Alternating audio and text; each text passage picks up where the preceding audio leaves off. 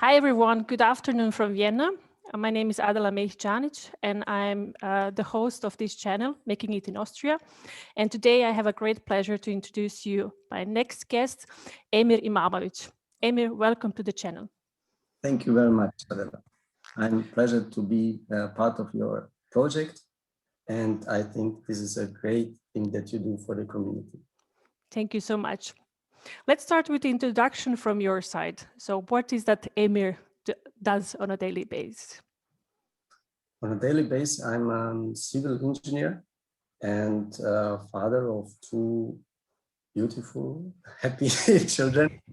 One is 6 years old, the boy, and my daughter is 1 year old. I'm born in Bosnia and Herzegovina, and I came here 70 years ago in order to study civil engineering. And in that time, I learned, I met Austria, and I learned to love it like this and stayed here. Very nice.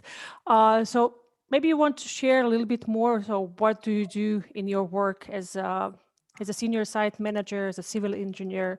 Maybe a couple of sentences to that. Yeah, I'm at the moment at the project in Nutzzuschlag. It's a part of the big project Semmering Basis Tunnel. And I'm doing a lot of exciting stuff.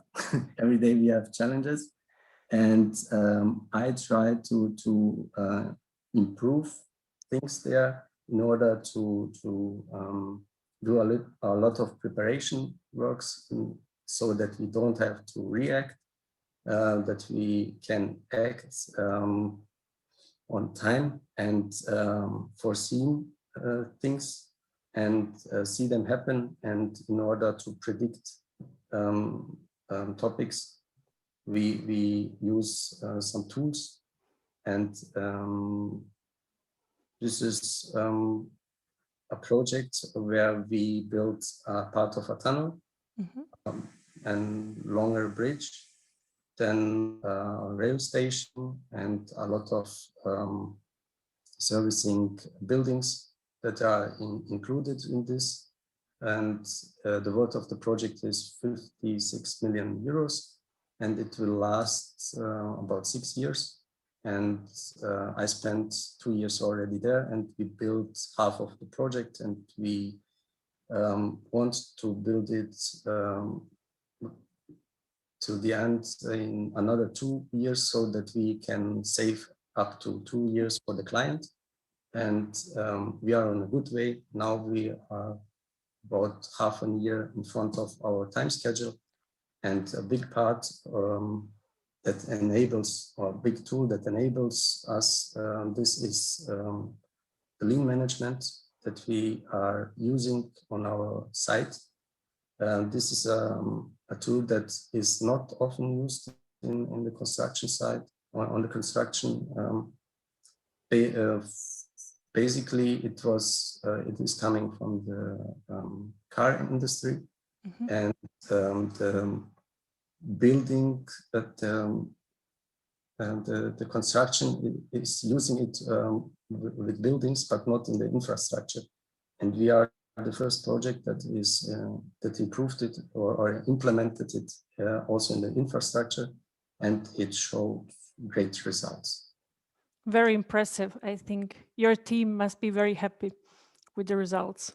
It's a small team, but yes, they are happy because we are very effective. Yeah. Instead of having a lot of meetings or one coordinated meetings where everybody sits together, and where we usually on other projects spend 5 hours in order to talk about the week and what we are going to do and what to solve. We spent really just 1.5 hours in order to organize the next 4 weeks of the construction. Very nice. So how did Emir end up in Vienna? Well, it was a great dream from me to come to get the knowledge of a very good university. And I remember in that time, the Technical University of Vienna was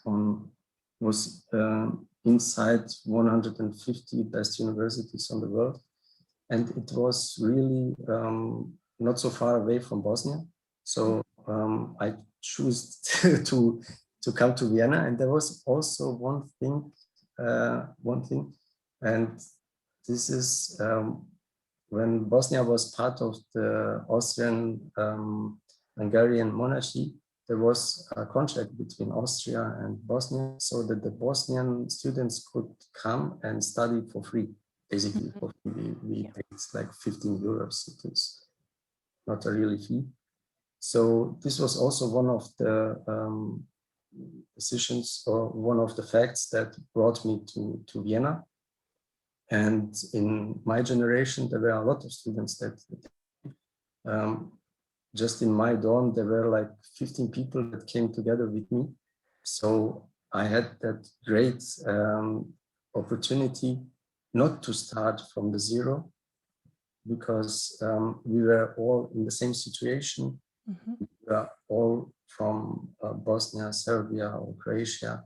So we had the same language, the same culture, and we helped each other. This was a great community, and I'm still in contact with all these people. Mm. They are all successful working in Austria or abroad, but they mostly all finished their studies here and are really successful. Did you know German when you came to Austria? Yes, I did know German very well, because I was a refugee in Germany. When the war started in Bosnia, I went with my mom and my sister to Germany. And after 5 years, I came back to Bosnia. Then I went to school, another two years in the primary school in Bosnia. The primary school lasts till the 8th grade. And then I came to the high school. And from the high school, I went I got a scholarship to go to Phoenix, Arizona, to the United States of America, and spent there half a year, and finished there high school. Then I came back to Bosnia and finished the high school in Bosnia too. And then I decided to go to Austria.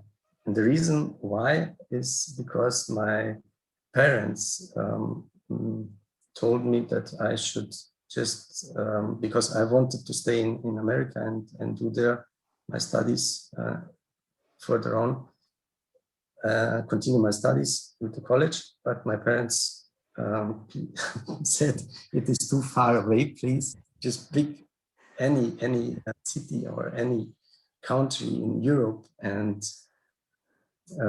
please study there. So I picked then Austria or Vienna, respectively. Yeah. It comes very often when I talk to people, that was also the reason for them to choose Austria, especially if you're from Bosnia, to be closer to the family. And for us was the same reason for me and for my husband. Since we are also from both of us from Krajina, so it's only like 6 hours drive, and we always had this idea, we are close, so if anything, so we can be there in few hours. Right. So Emir, it looks like you had an easy start in Austria. So you had, you came here with other people as well, so you knew the language.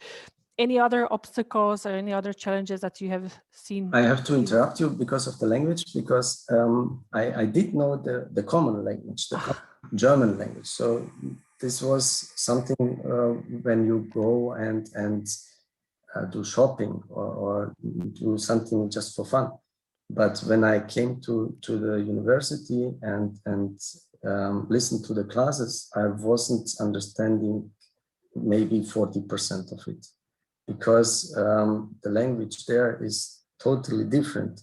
It is a scientific terminology that teachers and professors use. So basically, I didn't know the vocabulary, and I didn't know it even in Bosnian language, because I finished the high school and didn't know anything about the construction, basically. So I didn't even know how to translate the things. I had to learn it also in Bosnian language to see could it be at all. So this was one aspect that made me struggle a little bit because of the language. And the second aspect was that the Austrian have really a bad accent. So you don't understand everyone, even though if you know German, it is very difficult to understand all the people around you. And these two aspects made me a little bit really also struggling because of the language. It was really difficult.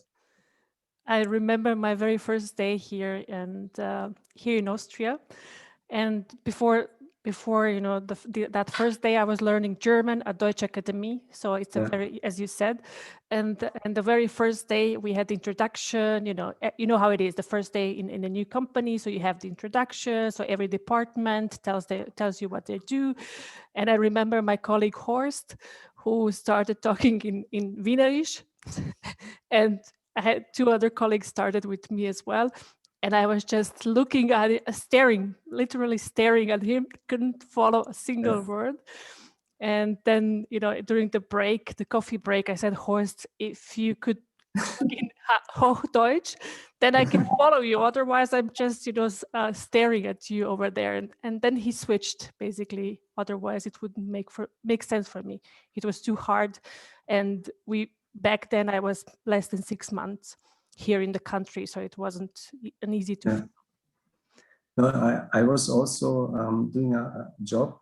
I was carrying around furniture, and I had one really bad situation because I asked them where to bring these boxes, and then a man told me, "Bring die Obe." Ah, yes.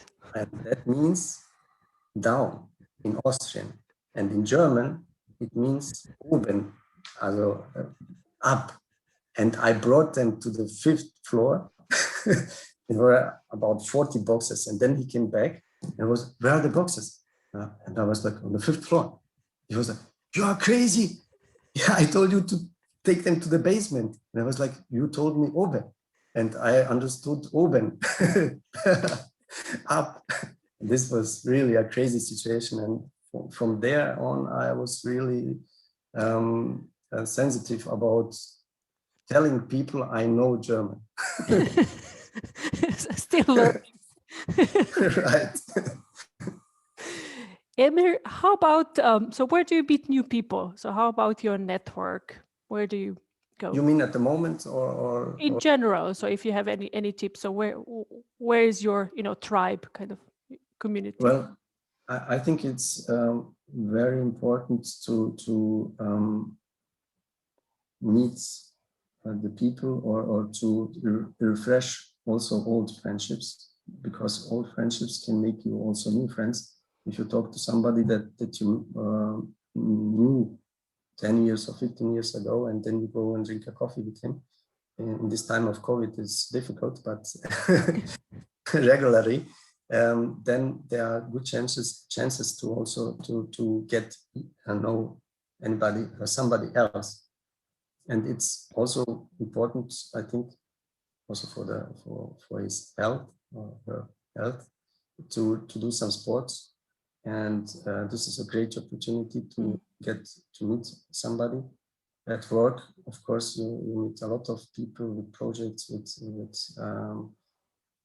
joint ventures.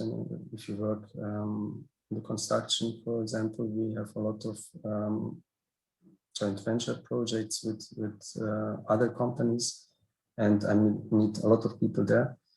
And of course, it's very important to do also something for the society.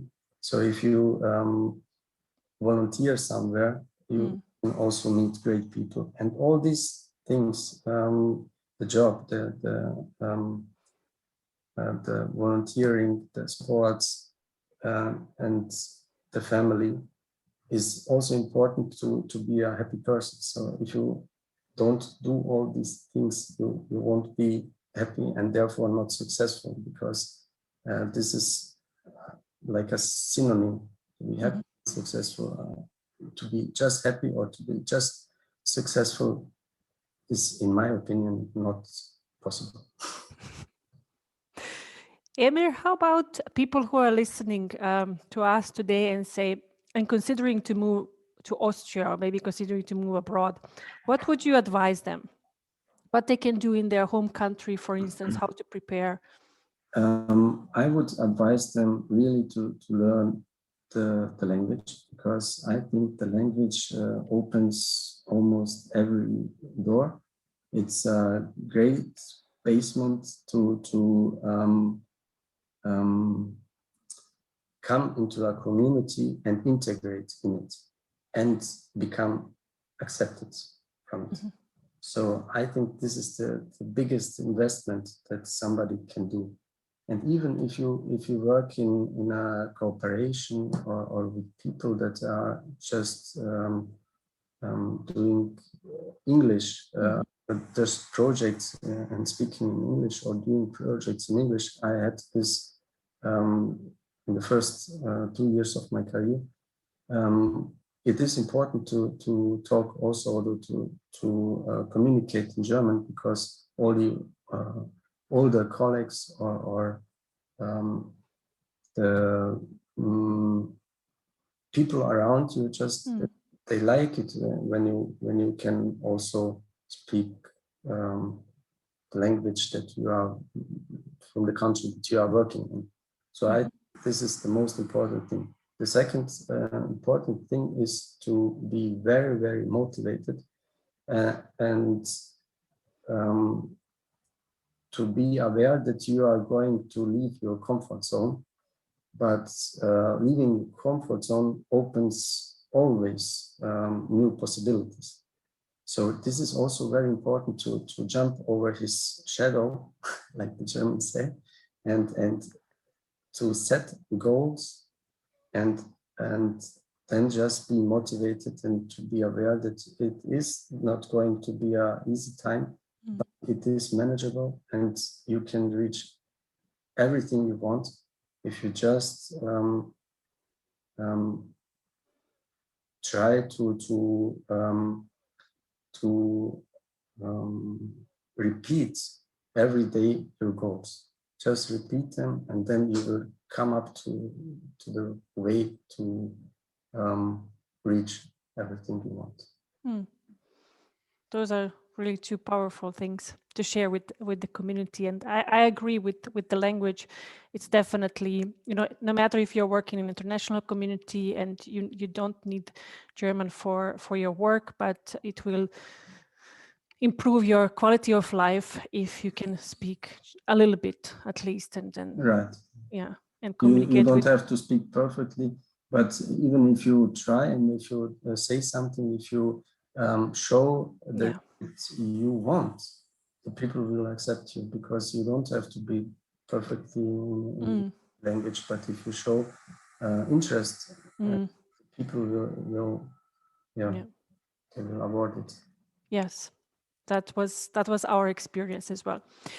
Emir, before we wrap up, I would like to know what you are reading at the moment, or what could you recommend to our listeners?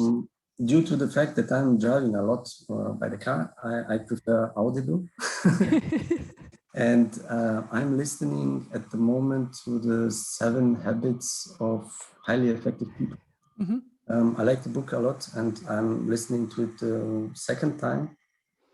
I think it's a great tool to improve every segment of your life, not just the business one, because I don't think that if you do just the career perfectly, that's not for me, at least life.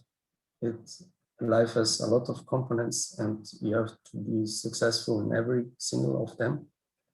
And I think the book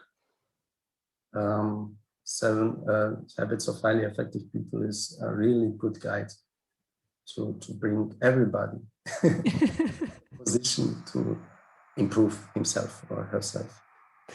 I'm still getting used to audiobooks. I'm still this old-fashioned with give me the paper and then I have the pen, and then I just go through it and make notes.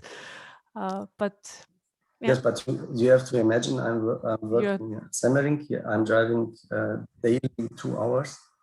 And when I listen to a book daily 2 hours, and it's really good invested time instead of sitting and listening to music or something else.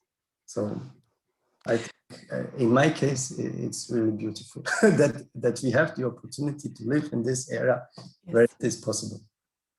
Yes, and I see since you're driving and listening, so you're already effective. Maybe, probably that's. I'm trying to use every minute of my life. Thank you, Emir, for being our guest today. It was a pleasure to meet you and to hear your story. And thank you all for listening and joining us today. If you like the content, so please, like, comment, share, subscribe. And if you know someone who would be a great guest for us, just let me know. Write me in the comment section of this video or send me a LinkedIn message. I'm always happy and always looking for new people to interview. Thank you, Emir. Have a great, great day. And we stay in touch, of course. Thank you, Adela, and everything best. You are doing a great job. Thank you for everything. Thank you.